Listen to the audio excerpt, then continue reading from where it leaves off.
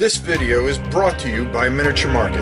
Thousands of board games, miniatures, and paints, discount prices at miniaturemarket.com. The Kingdom of East Anglia saw the birth of their greatest son, an Anglo-Saxon warrior destined to be a champion for the ages and a national treasure for all time.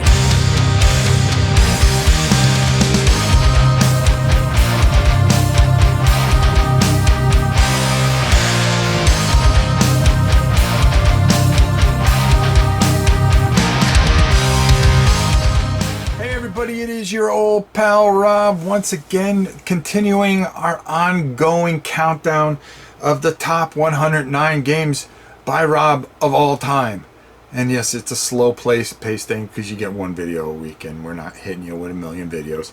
And yeah, we want to get to the end, but the end of the year is coming, and I just think it's kind of nice to have one of these each and every week, so you kind of keeps you wondering instead of making you sick over 5 or 6 days, giving you or 8 days of just continual countdown videos. Yeah, once a week's good enough. So we're going to be counting down from 79 all the way down to 70. So without further ado, let's get started and stop wasting time. You know, I can talk.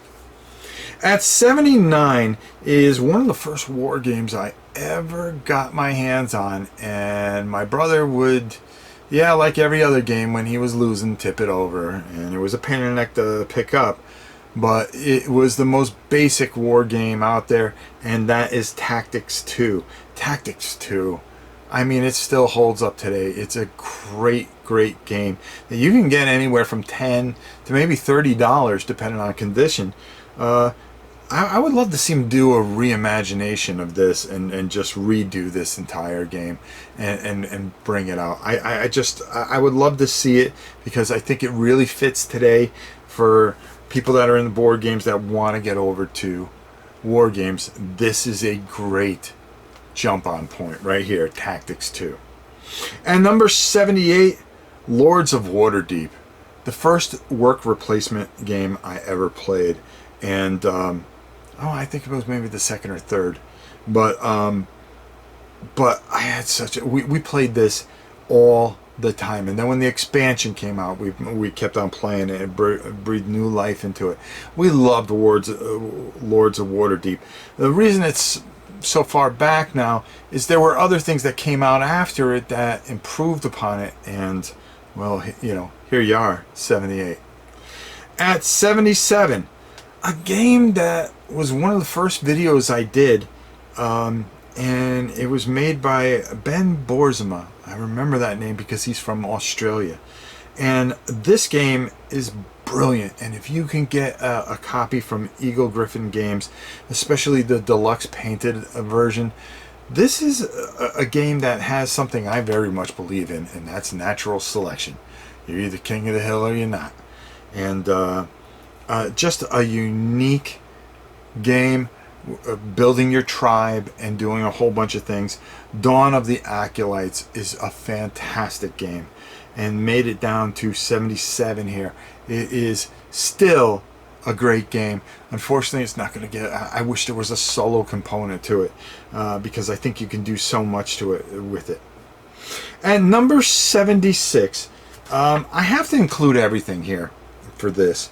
And it is Command and Colors, and I'm gonna I want to include the Ancients, Command and Color Ancient, the whole system that Richard Borg put together here. I have that here in those GMT boxes. They did the Napoleonics. I mean, there's just so many great things he's done. The Revolutionary War, all those come in at 76. This is another fantastic system, which is easy to teach somebody. The reasons at 76, I really think this is a great game. This list was really hard to make. Is that at 76, there were, when I think of war games, there were just so many more that intrigued me. But this is at 76 is a great game. At 75 from DVG Games, Field Commander Rommel. What a great solo game. What a great solo game. I'm telling you right now, If you have a chance to get your hands on this, definitely get it. It is a masterpiece. Field Commander Rommel is one of my favorites at 75. At 74, 4 Against Darkness. Print and play game. Yeah, they can make a list too. Their games. They continually churn out stuff for this. It is such a wonderful. You could play it with another person, or you could play it solo. I really love bookkeeping, kind of all this stuff that goes on, the randomness and the beauty and the story that it tells, the old feel to it. At 74, this is a home run for me. At 73 is an Academy Games game, and that's Freedom, the Underground Railroad. What an experience this is. Absolutely fantastic. And a great, great game. Definitely, if you have the means, check it out. At 72, is probably going to shock some people. As a matter of fact, the next 3 are going to shock you. Scythe. I played Scythe a couple times, and I have to thank Mike for it, because he loved the game so much. He says, "Can we just do this on camera?" I go, "All right, okay." And we played it, and I loved the game. And then I painted it a few times for some people, and I think I still got 1 or 2 more to paint. Ugh. But nevertheless, I really think this is such a solid game. But it's not. When I look at this list, there were just things that meant more to me. And it's not a game I'm going to be able to get to the table all the time. So a lot of those games that I'm not going to be able to get to the table are falling, believe it or not. So at 72 is Scythe. At 71, I'm going to include both these. And it's going to encompass everything. Warhammer 40K and Fantasy. Yes, that means Age of Sigmar, Kill Team, all that stuff. This fell quite a bit. I think because it's just kind of, they're doing a fantastic job. I just don't feel I need to build these incredibly huge armies anymore. And I love playing it, but it's starting to, after 20 years of it, it's kind of gets a little bit old at times.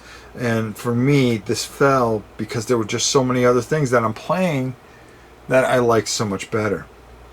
At number 70, which is going to round out our list for this week, and that is going to be a game that you are going to be shocked at, and that's Talisman. Talisman at number 70. Now you would think, because how much it means to my family, that this game would be higher.